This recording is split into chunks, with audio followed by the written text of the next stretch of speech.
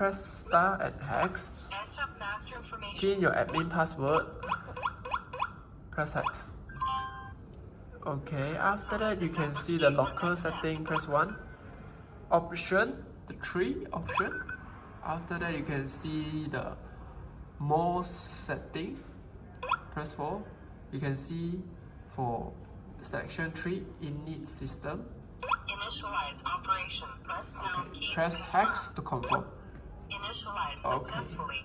After that already successfully factory reset. So after factory reset you can press star and hex. Enter master information. So this one is just key in the admin, default password. The default password is 1 2 3 4 5 6. Press hex.